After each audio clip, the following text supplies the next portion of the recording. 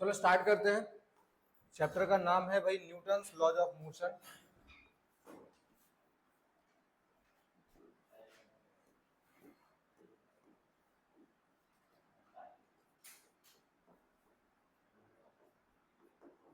Newton's law of motion.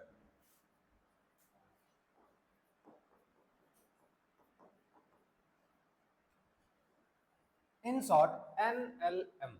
ठीक है, Newton's laws of motion. NLM की शुरुआत है भाई। देखते हैं एनएलएम में क्या क्या पढ़ना है, क्या क्या चीजें करनी है। आज के लेक्चर में जो जो चीजें कंप्लीट करा दूंगा, जो हमारा टारगेट है वो ये है कि फोर्स के बारे में पढ़ लेंगे, फोर्स क्या क्या होगा। ठीक है, दूसरी चीज हम लोग पढ़ लेंगे, एक तो तुम्हें फोर्स के बारे में पढ़ा दूंगा, सारे टाइप ऑफ फोर्स, कितने फोर्सेज होते हैं, फोर्स का क्या काम है, सारा चीज बता दूंगा। ठीक है, दूसरी चीज फ्री बॉडी डायग्राम। ठीक है, ये दो चीज आज मेरा टारगेट रहेगा कि आपको सिखा दूं। फोर्सेज में बहुत सारे फोर्सेज आ रहे हैं, कॉन्टैक्ट फोर्स, नॉन कॉन्टैक्ट तो है ही, कॉन्टैक्ट में भी टेंशन फोर्स, नॉर्मल फोर्स। ठीक है, वो सारे टाइप ऑफ फोर्स मैं करा दूंगा और एक फ्री बॉडी डायग्राम। लेकिन एक काम करते हैं, फोर्सेस भी करा देता हूँ और न्यूटन के तीनों लॉ करा दूंगा, है ना। फर्स्ट लॉ,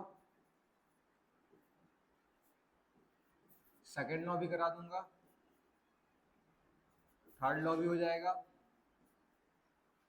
और फिर होगा free body diagram.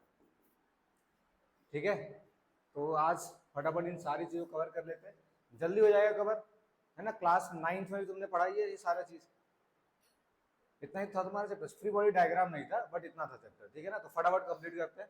Let's start with force. Heading दो फोर्स। फोर्स क्या होता है?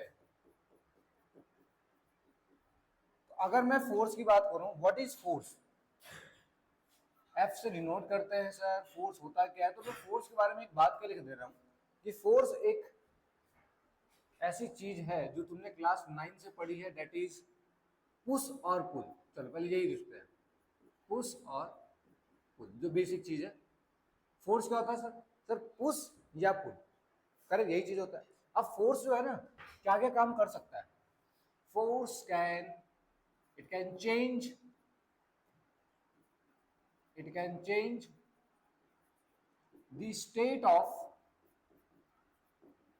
ऑब्जेक्ट, ऑब्जेक्ट के स्टेट को चेंज कर सकता है। समझ के बात को, फोर्स क्या है? फोर्स ऑब्जेक्ट के स्टेट को चेंज कर सकता है। कैसे चेंज कर सकता है? देखो मान लो ये हमारे पास एक ऑब्जेक्ट है, ये अपने पे एक ऑब्जेक्ट है भाई, और ये ऑब्जेक्ट जो है भाग रहा है आगे, मान लो किसी भी v वेलोसिटी के साथ। ठीक है, मान लो किसी भी v वेलोसिटी के साथ। तो हमने क्या करा, हमने कहा कि अगर तुम v वेलोसिटी से भाग रहे हो तो मोशन में है, ये पहले लिख देते मोशन में है। हमने क्या करा, हमने किया इसको पुल। पुल का मतलब क्या होता है बच्चों? खींचना। पुल का मतलब क्या होता है? खींचना। तो हमने किया इसको पुल, मतलब इधर की तरफ हमने लगाया फोर्स, हमने इसे खींचा। जैसे ही खींचेंगे कुछ समय के बाद ये जो ऑब्जेक्ट है, ये ऑब्जेक्ट किस पोजीशन पे आ जाएगी? रेस्ट पोजीशन पे आ जाएगी, करेक्ट। तो फोर्स आपका क्या कर सकता है? स्टेट को चेंज कर सकता है। मोशन में है तो रेस्ट में ला देगा। मान लो रेस्ट में है, ये ऑब्जेक्ट मान लो रेस्ट में है, तो हम इसे क्या कर दे? पुश कर दे। अगर हम इसे पुश करते हैं, फोर्स लगा दिया, दिस इज पुल, और यहां हमने लगा दिया पुश। तो पुश अगर करेंगे तो ये कुछ टाइम के बाद ये ऑब्जेक्ट किस में आ जाएगा बच्चों? सर मोशन में किसी भी वेलोसिटी के साथ ये चलने लग जाएगा, करेक्ट। बहुत सिंपल सी बात है, बताइए। हाँ अभी तो सिंपल ही है, दूसरी चीज और बता रहा हूं। अब जो बताने वाला हूं ना वो ढंग से याद रखना, ध्यान रखना, ठीक है। It can change the direction, it can change the direction. अब जो बता रहा हूं इसको ढंग से याद रखना, ठीक है, क्योंकि आगे के बहुत सारे चैप्टर्स में ये कॉन्सेप्ट आपका काम आएगा, ठीक। मैंने कहा force can change the direction. मान लेते हैं एक ऑब्जेक्ट है आपके पास और ये ऑब्जेक्ट किसी भी v वेलोसिटी के साथ आगे की तरफ भाग रहा है, ठीक है। ये ऑब्जेक्ट किसी भी v वेलोसिटी के साथ आगे भाग रहा है। हमने क्या कहा कि इसके ऊपर भाई लग रहा है एक फोर्स, ठीक है। बट वो फोर्स कैसे लग रहा है, डायरेक्शन चेंज करने के लिए हमने वो फोर्स कहां से लगाया, परपेंडिकुलर। कैसे लगाएंगे भाई, परपेंडिकुलर फोर्स लगाया। जब भी कोई फोर्स परपेंडिकुलरली एक्ट करती है, अगर ऑब्जेक्ट इधर जा रहा है उस पर परपेंडिकुलरली एक्ट करेगा तो उसके स्पीड में कोई चेंज नहीं आएगा। ध्यान से सुना मेरी बात को, उसकी स्पीड में कोई चेंज नहीं आएगा। अगर उसकी स्पीड v है तो v ही रहेगी, बस डायरेक्शन क्या हो जाएगा, चेंज हो जाएगा। समझ गए बात को। तो फोर्स लगने से अगर तुम परपेंडिकुलर फोर्स लगाते हो तो इसका डायरेक्शन बस ऐसे चेंज हो जाएगा, ठीक है। बट जो ऑब्जेक्ट की जो वेलोसिटी है वो अभी भी किस वेलोसिटी से जा रही होगी, v वेलोसिटी से ही जा रही होगी। फंडा आया समझ में। तो ये कॉन्सेप्ट क्या है, अगर परपेंडिकुलर, कैसा लगे, परपेंडिकुलर 90 डिग्री होना चाहिए, तब जाकर के डायरेक्शन चेंज होगा। हालांकि स्पीड क्या होगी, सेम ही होगी, ठीक है। मान लो अब दोनों चीज एक साथ भी हो सकता है, ऐसी बात नहीं है कि एक टाइम पे एक ही चीज होगा। तो it can change both direction and speed. Direction और स्पीड दोनों को ये एक साथ चेंज कर सकती है। कैसे चेंज करेगी समझना। मान लो ये एक ऑब्जेक्ट है आपके पास, ये आगे जा रहा है किसी v वेलोसिटी के साथ, ठीक है। और हमने क्या करा, इस पे फोर्स लगा दिया। जो फोर्स है बेटा वो मान लो ऐसे लग रहा है, मान लो फोर्स जो लगा ऐसे लग रहा है, ठीक है।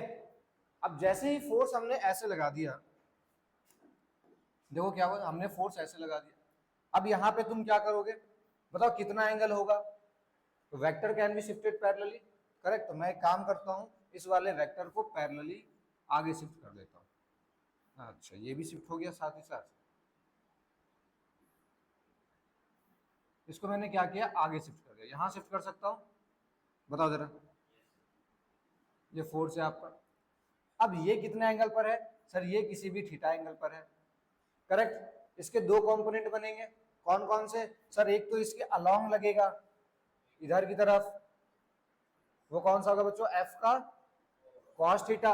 और एक किधर लग रहा होगा, इसके परपेंडिकुलर लग रहा होगा, वो क्या होगा, एफ का sine theta.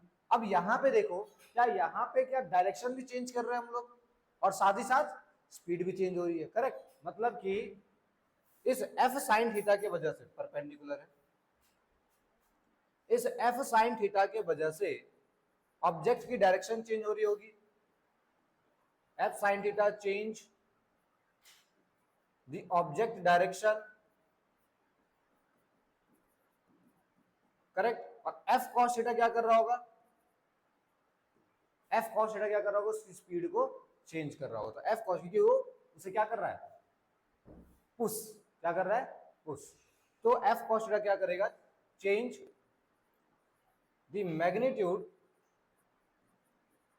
Change the magnitude of velocity. यहां तक फंडा क्लियर हो गया, ठीक है। तो एक फोर्स क्या कर सकता है, किसी भी तरह का चेंज ला सकता है। हाँ एक चीज और कर सकता है, क्या, किसी भी ऑब्जेक्ट को डिफॉर्म कर सकता है ना। Force can deform the size of object. मान लो ये कोई ऑब्जेक्ट है, इसमें बहुत अलग अलग तरफ से फोर्स लग रहा है, ठीक है ना, बहुत अलग अलग तरफ से फोर्स लग रहा है। तो ये क्या हो जाएगा, ये डिफॉर्म हो सकता है, करेक्ट। तो ये बातें समझ में आ गई फोर्स के बारे में कि हाँ सर फोर्स जो है ऐसी ऐसी चीजें कर सकता है। क्लियर है बच्चों यहाँ तक। चलो आगे पढ़, नोट कर लिया क्या, कर लिया नोट, नोट कर लो।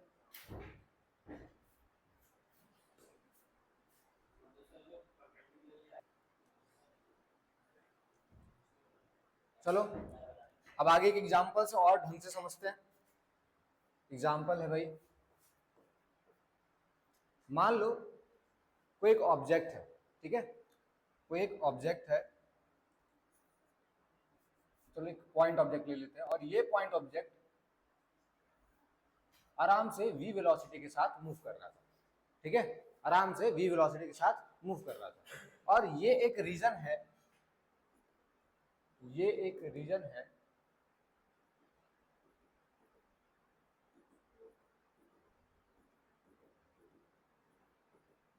जहां पे जो फोर्स है, फोर्स किधर की तरफ लग रहा है, अंदर की तरफ। करेक्ट, फोर्स किधर लग रहा है बच्चों, अंदर की तरफ। यानी कि इन दोनों के बीच में कितने का एंगल है, 90 डिग्री। मतलब ये वाला जो ऑब्जेक्ट है, ये ऑब्जेक्ट यहाँ इसके पास आ रहा होगा और इसके ऊपर कैसा फोर्स लग रहा होगा, 90 डिग्री पे। जैसे ही 90 डिग्री पे फोर्स लगेगा, इसकी पाथ कैसी हो जाएगी, ये इधर की तरफ v वेलोसिटी से जाना चाह रहा था, बट इसके ऊपर एक परपेंडिकुलर फोर्स लग गया f, जो कि अंदर की तरफ है। तो ये कैसे रोटेट कर जाएगा, ये एक सर्कुलर पाथ में ऐसे रोटेट कर जाएगा। ठीक है, लेकिन क्या इसकी स्पीड में कोई चेंज आएगी, नो। ठीक है, तो there is no change in speed. या फिर तुम यहां पे कह सकते हो कि ये कैसा मोशन करेगा, ये मोशन करेगा यूनिफॉर्म सर्कुलर मोशन।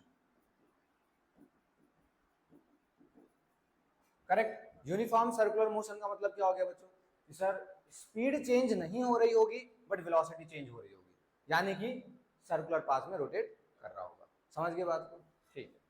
तो ये एग्जांपल हो गया जब फोर्स इनवर्ट ले रहे हैं हम लोग, फोर्स परपेंडिकुलर टू वेलोसिटी। अगर फोर्स आपका वेलोसिटी के परपेंडिकुलर है तो कैसा पाथ आपको देखने को मिलेगा, पाथ आपको सर्कुलर देखने को मिलेगा। और मोशन कैसा देखने को मिलेगा, यूनिफॉर्म सर्कुलर मोशन। तो पाथ आपको देखने को मिलेगा सर्कुलर, और जो मोशन है, मोशन कैसा देखने को मिलेगा, यूनिफॉर्म सर्कुलर मोशन। ठीक है, एक दूसरा एग्जांपल लेते हैं। यहां पे मान लो फोर्स और वेलोसिटी के बीच में कुछ एंगल है थीटा। फोर्स थीटा है, angle between force and velocity. Again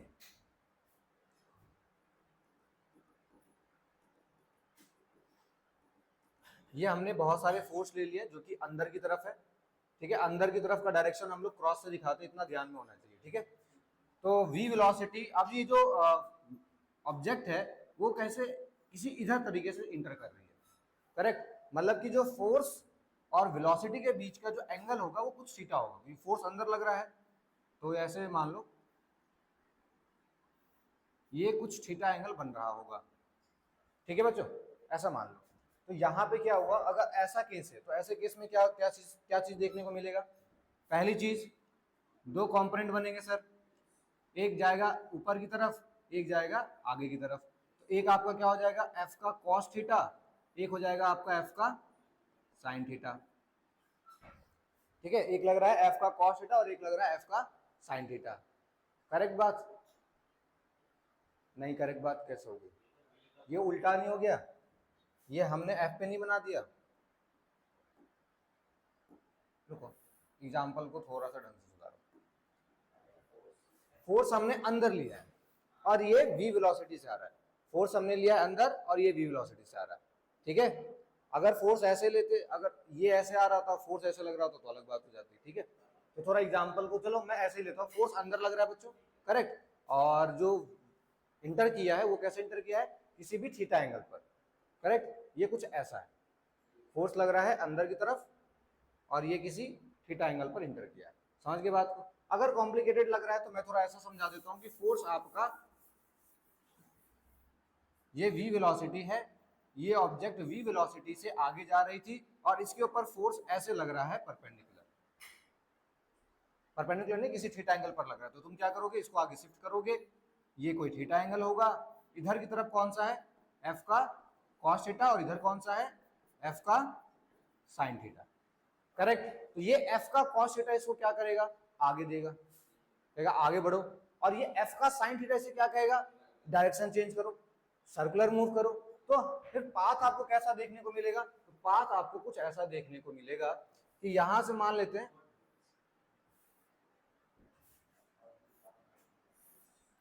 है ना, थोड़ा एक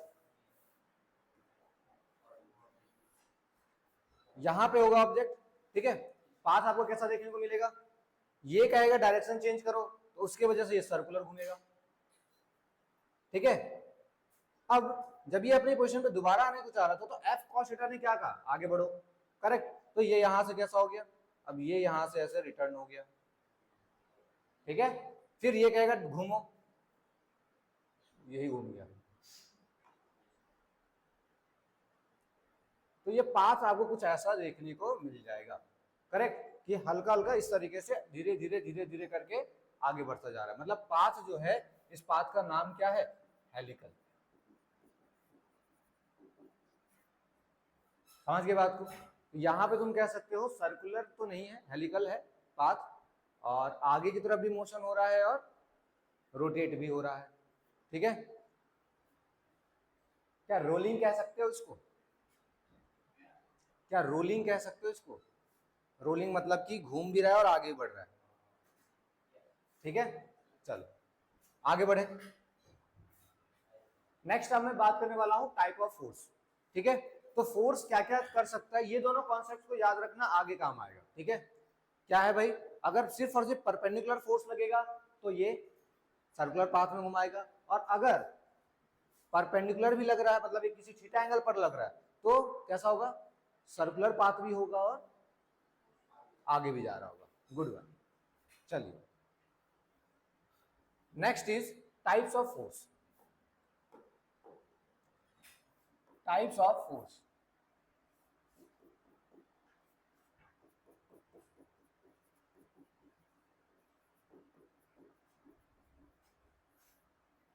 बच्चों देखो जो हम टाइप्स ऑफ फोर्स डिस्कस करने वाले हैं वो है सबसे पहला ग्रेविटेशनल फोर्स। ग्रेविटेशनल फोर्स, दूसरा मैं आपको बताऊंगा इलेक्ट्रोमैग्नेटिक फोर्स,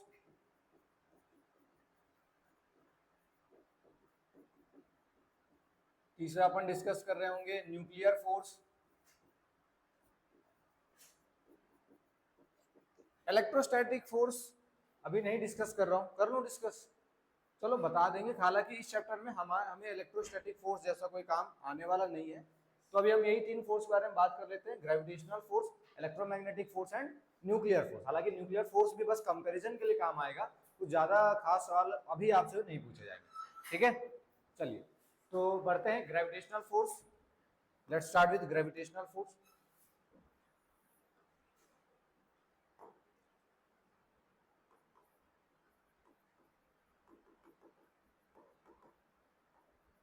ग्रेविटेशनल फोर्स क्या होता है, पता ही आपको ग्रेविटेशनल फोर्स क्या होता है ना।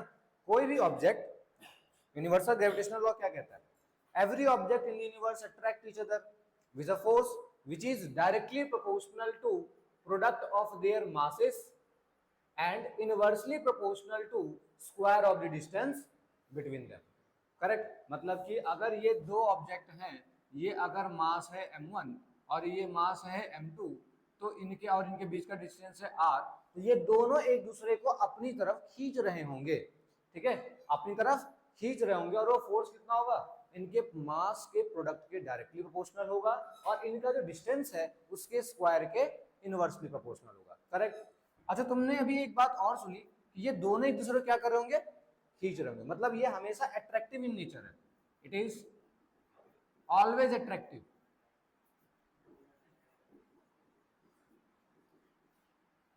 ठीक है बच्चों, ये हमेशा क्या करेगा, अपनी तरफ खींच रहा होगा, इट इज ऑलवेज अट्रैक्टिव। अच्छा यहां से मैं एक फॉर्मूला क्या लिख सकता हूं कि F equals to G m1 m2 upon में r स्क्वायर।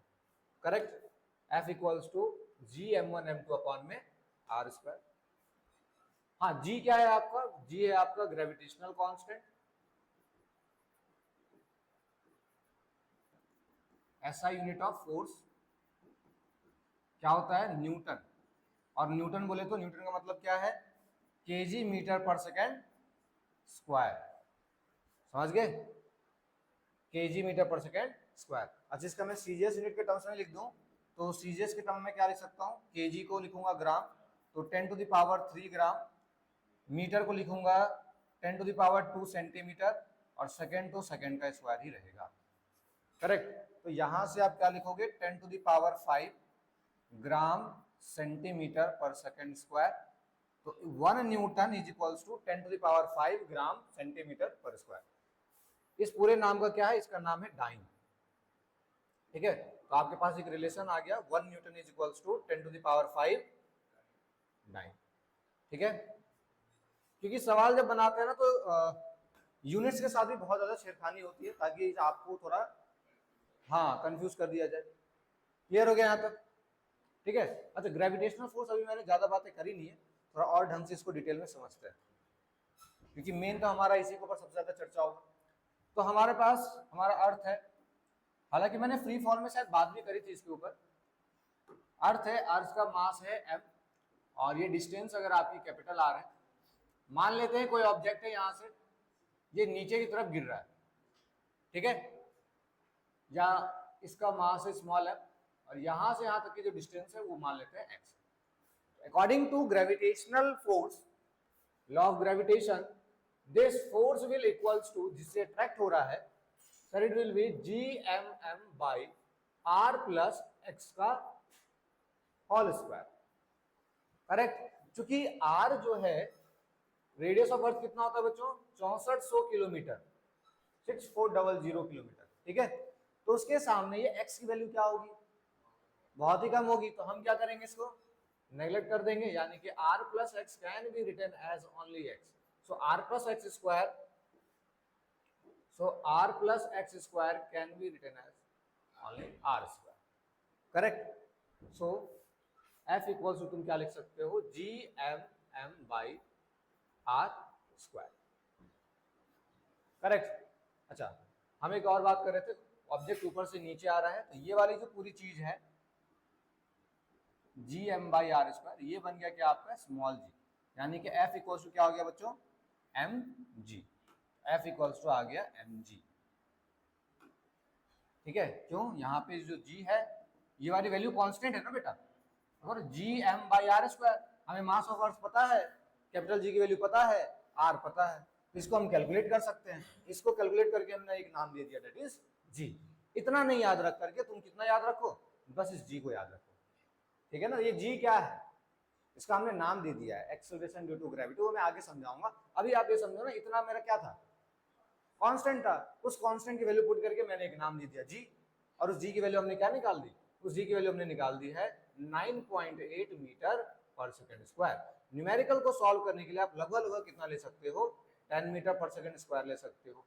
अगर पाई के टर्म्स में पूछा जाए तो आप इसको पाई स्क्वायर भी ले सकते हो, पाई स्क्वायर मीटर पर सेकंड स्क्वायर, ठीक है। तो ये 3-4 वैल्यू आप यहाँ रख सकते हो। फंडे की बात करें तो फंडा क्या है हमारा, तो अगर सर ये आपका अर्थ ऐसा नहीं होता है, गलत है, हाँ अर्थ ऐसा होता है, तो अगर अर्थ है और कोई भी ऑब्जेक्ट आपका नीचे की तरफ आ रहा है, अगर इसका मास m है, तो नीचे आने वाली जो फोर्स होगी वो कौन सी होगी, mg होगी। समझ के बात को, हमेशा एक नीचे फोर्स लग रहा होगा, वो कौन सा होगा, mg होगा। मैं एक ब्लॉक रखता हूं, ये ब्लॉक है, ये अर्थ पे है, तो हमेशा इसकी तरफ नीचे तरफ कौन सी फोर्स लग रही होगी, mg। अगर इसका मास m है तो नीचे फोर्स कौन सी लग रही होगी, mg लग रही होगी, करेक्ट बात, आगे समझ, ठीक। तो ये तो हो गया आपका gravitational force, that is mg। आगे बात कर लेते हैं इलेक्ट्रोमैग्नेटिक फोर्स। तो एक काम करिए, यहां तक नोट कर लीजिए, फिर आगे बढ़ते हैं।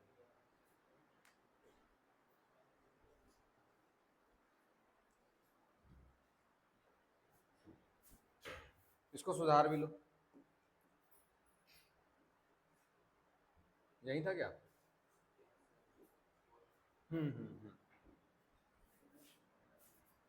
नॉट 3 माइनस का 11, चलो ये तो हो गया हमारा ग्रेविटेशनल फोर्स। आगे समझ रहे हैं इलेक्ट्रोमैग्नेटिक फोर्स।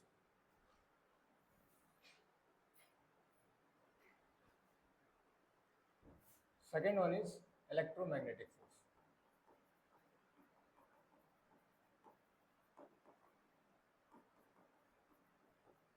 समझना इलेक्ट्रोमैग्नेटिक फोर्स होता क्या है। देखो नाम सुन के तुम्हें लग रहा है सर इलेक्ट्रोमैग्नेटिक, यानी कि इलेक्ट्रिक फील्ड और मैग्नेटिक फील्ड दोनों का जो होगा फोर्स, करेक्ट। लेकिन थोड़ा सा इसको मैं और भी बेसिक फंडा में समझाऊं क्या होता है इलेक्ट्रोमैग्नेटिक फोर्स। ये फोर्स जब मॉलिक्यूल्स के बीच में लगता है, जब फोर्सेस मॉलिक्यूल टू मॉलिक्यूल लगेगा, उसे हम कहते हैं इलेक्ट्रोमैग्नेटिक फोर्स। जैसे सर मतलब जैसे मान लो 10 साइकिलें खड़ी हैं, एक साइकिल को तुमने गिरा दी, तो सामने वाला धक्का देगा दूसरे वाले को, फिर उस दूसरे वाले को धक्का, फिर उस दूसरे वाले को, तो सारे गिर जाएंगे। वैसे होता है कि जैसे मैंने ये लिया, एक मास ले लिया, एक ऑब्जेक्ट ले लिया, तो इसके मॉलिक्यूल्स क्या कर रहे होंगे ना, इसके मॉलिक्यूल्स अर्थ को धक्का मार रहे होंगे, करेक्ट, और अर्थ के मॉलिक्यूल्स इसको ऊपर धक्का मार रहे होंगे, करेक्ट। तो ऐसे फोर्सेस जो कि मॉलिक्यूल्स टू मॉलिक्यूल्स लगता है उसे हम क्या कहते हैं, इलेक्ट्रोमैग्नेटिक फोर्स कहते हैं। समझ गए बात को, क्या कहते हैं बच्चों, इलेक्ट्रोमैग्नेटिक फोर्स कहते हैं। तो इलेक्ट्रोमैग्नेटिक फोर्स समझो, तो मैं क्या यहाँ पे एक बात लिख सकता हूं, all contact force are electromagnetic force.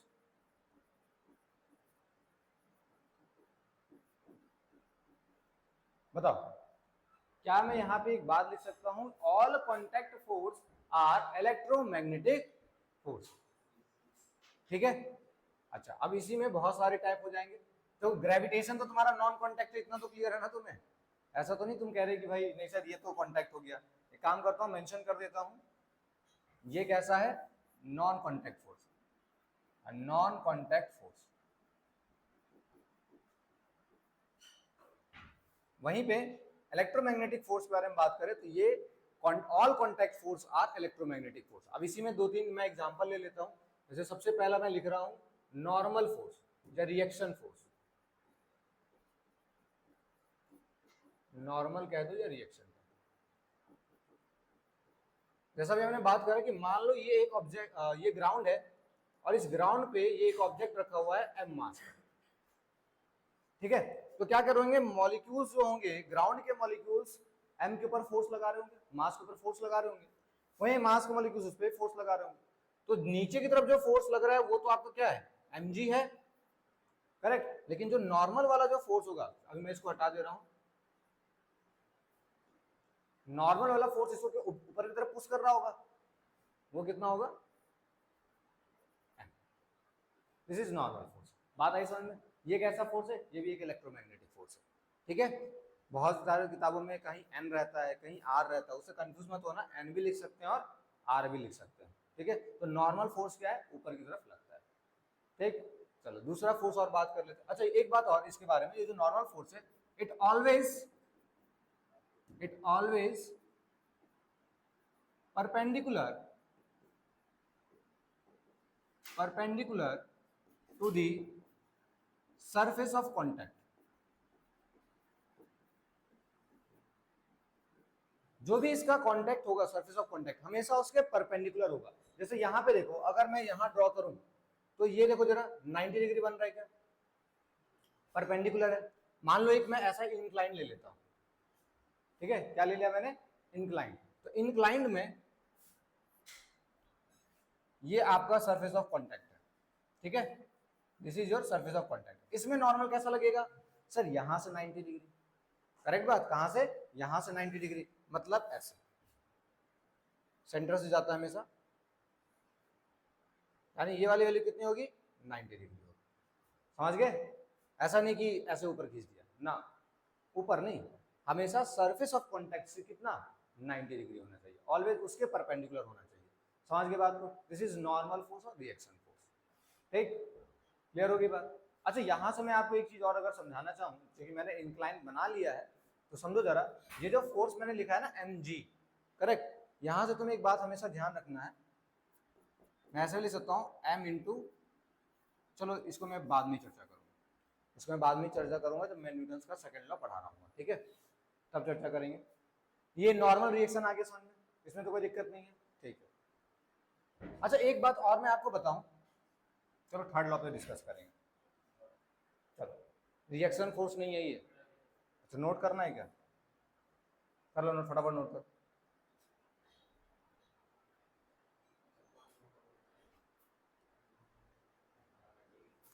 चलो, तो एक तो हो गया तुम्हारा इलेक्ट्रोमैग्नेटिक फोर्स में नॉर्मल रिएक्शन, इसको मैं ए से डिनोट कर देता हूं। चलो ये हो गया नॉर्मल। दूसरा अपन समझ रहे हैं, दूसरा समझ रहे हैं टेंशन।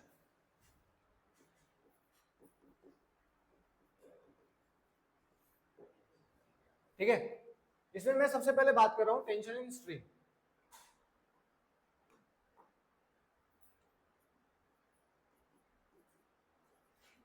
Tension in string. समझना ये होता क्या है, टेंशन इन स्ट्रिंग का मतलब क्या है। जैसे मान लो ये वॉल है, सीलिंग है, ठीक है, सीलिंग से हमने कोई m मास का ऑब्जेक्ट इस तरीके से लटका रखा है, ठीक है बच्चों, सीलिंग से m मास का ऑब्जेक्ट हमारा ये नीचे लटका हुआ है। अब देखो क्या होगा, क्योंकि ये m मास है तो इसे ग्रेविटी खींच रही होगी, और कितने से खींच रही होगी सर, mg से नीचे खींच रही होगी, करेक्ट। बट क्या ये नीचे आ रहा है, क्या ये चीज नीचे आ रहा है, नहीं, इसका मतलब कोई चीज होगा जो इसे ऊपर खींच के रखा होगा, करेक्ट, कोई ऐसी चीज होगी जो इसे ऊपर खींच करके रखी होगी, यानी वो चीज यहां पर होगी, इस रस्सी ने इसे ऊपर खींच के रखा होगा, और उसको हमने क्या मान लिया, टी। यहाँ पे क्या हो रहा है, यहाँ पे खींचना, क्या कह रहा है बच्चों, खींचना, यानी कि पुल।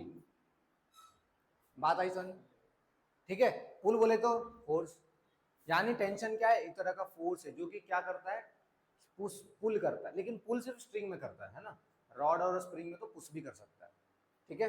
खैर अभी हम लोग समझ रहे हैं क्या होता है टेंशन। टेंशन क्या है, तनाव कह लो, क्या कह लो, हिंदी वर्ड लिख देता हूं, तनाव, ठीक है। तो टेंशन क्या कर रहा है, खींच रहा है, यहाँ पे आगे बात समझ में, तो यहाँ पे टेंशन ऊपर खींच रहा है। अब जैसे मान लो इस केस में तो देखो ना, तो ये नीचे जा रहा है और इसने भी स्टेबल कर रखा है, तो तुम यहां लिख सकते हो sir T will equals to mg। T क्या हो जाएगा बच्चों, mg के इक्वल, करेक्ट। ये केस तब पॉसिबल है जब ये स्ट्रिंग कैसा हो, ये मासलेस स्ट्रिंग, मासलेस स्ट्रिंग। अगर स्ट्रिंग के पास, अगर स्ट्रिंग के पास कोई मास है, ये m मास है बेटा, ठीक है, m मास भी छोड़ो, अलग अलग बता देंगे अभी। अगर स्ट्रिंग के पास कोई मास है, मान लो ये है m, m कुछ भी है, मान लो m डैश, तो यहां ऊपर जो टेंशन लग रहा होगा और यहां जो टेंशन नीचे लग रहा होगा, दोनों टेंशन क्या होंगे, अलग अलग होंगे, ये t डैश होगा, ये t होगा। समझ गए बात को। अगर कैसा स्ट्रिंग है, मास अगर है, मासलेस में तो हर जगह टेंशन क्या होगा, इक्वल होगा, लेकिन अगर स्ट्रिंग के पास कुछ मास है तो ऊपर का टेंशन अलग होगा, नीचे का टेंशन अलग होगा, हर जगह टेंशन अलग अलग होगा, ठीक है। यहां पे मैं लिख देता हूं, if string is massless,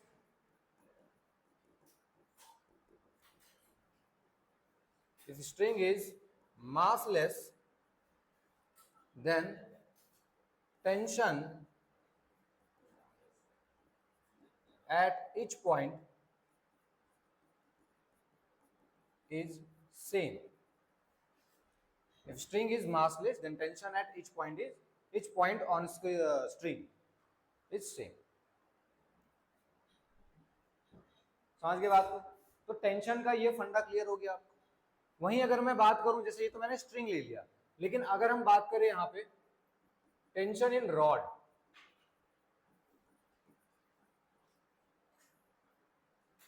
tension in rod, लेकिन टेंशन इन रॉड से पहले यहीं पे मैं एक और एग्जांपल ले लेता हूं। मान लो ये m मास का ऑब्जेक्ट है, ये आपका ग्राउंड है, और यहां से तुमने एक रस्सी लगा रखी है, क्या ये इसको पुश कर पाएगा, क्या नहीं कर पाएगा, करेक्ट, ये सीधा क्या आ जाएगा, नीचे की तरफ आ जाएगा, mg की फोर्स लगेगी और ये नीचे की तरफ आ जाएगा। मतलब स्ट्रिंग में कभी भी पुश पॉसिबल नहीं है, ठीक है। स्ट्रिंग कैन नेवर पुश, ठीक है, स्ट्रिंग कभी भी पुश नहीं कर सकता है, लेकिन पुल कर सकता है। वहीं हम देखो टेंशन इन रॉड की बात कर लेते हैं, टेंशन इन रॉड,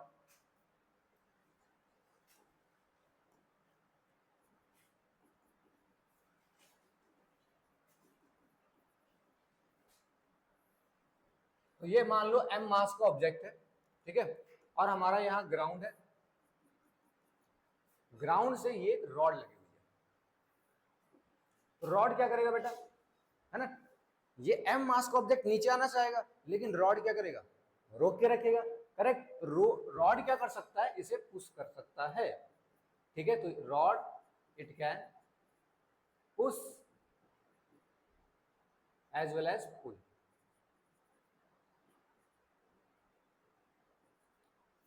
इसी रॉड को अगर तुम यहां से लटका दो फिर भी वही काम करेगा, यहां ये पुश भी कर पा रहा है और यहां पर ये पुल भी कर पा रहा है। समझ के बात को? टेंशन इन रॉड क्या हो जाएगा, पुश भी हो सकता है और पुल भी हो सकता है। क्लियर है फंडा? वहीं अपन बात करें tension in spring. Tension in spring, देखो टेंशन इन स्प्रिंग किस तरीके से समझेंगे। मान लो ये वॉल है, यहां से इस तरीके से एक स्प्रिंग लगा हुआ है और ये एम मास है यहां पे, ठीक है। आपने क्या किया,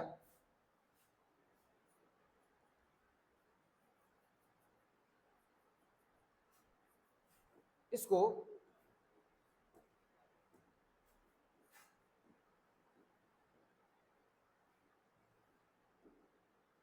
किसी भी एल लेंथ तक खींच दिया।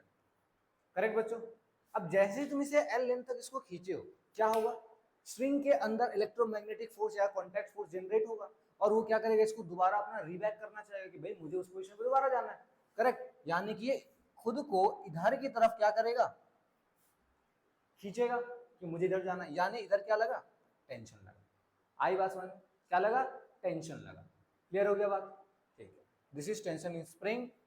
सेम अलग अलग केस में, अगर हॉरिजॉन्टल है तो तुम सेम उसकी तरह कर सकते हो और इस तरीके से तो इधर भी, ठीक। यानी कि ऊपर भी खींचा जा सकता है टेंशन के जरिए, ठीक है, नीचे से बैलेंस भी किया जा सकता है टेंशन के जरिए और साइड वाला भी बैलेंस किया जा सकता है टेंशन के जरिए। बस एक में स्ट्रिंग दिख रहा है, एक में रॉड दिख रहा है और एक में स्प्रिंग दिख रहा है। फंडा हो गया क्लियर? चलिए नोट कर लीजिए यहाँ पे।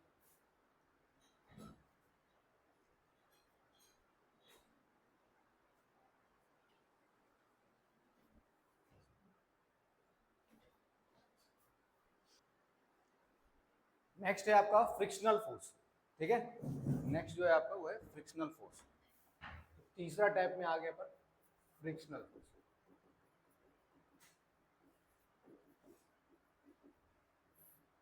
फ्रिक्शनल फोर्स क्या होता है बच्चों, बचपन से पढ़ते हुए आ रहे हो, बचपन से पढ़ते हुए आ रहे हो, नहीं आ रहे हो? मान लो ये क्या है, ग्राउंड है, ये है एम मास का, ठीक। और अगर ये आगे की तरफ मूव कर रहा है तो इसके पीछे क्या लगेगा, फ्रिक्शन लगेगा, जो कि इसे रेसिस्ट करना चाहेगा। This is called frictional force. अगर फ्रिक्शनल फोर्स के बारे में बात करें तो it always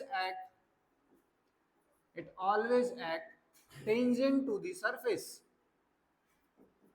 tangent to the surface.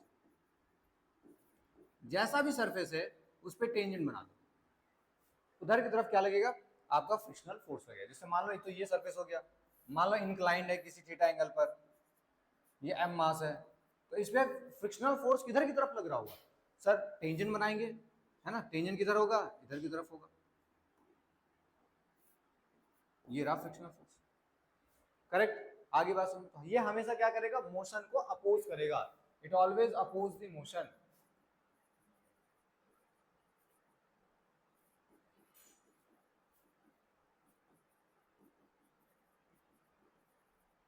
ठीक है, तो ये हो गया आपका फ्रिक्शनल फोर्स। अब फटाफट से न्यूटन के फर्स्ट लॉ को समझते हैं, ठीक है, इसको नोट कर लो।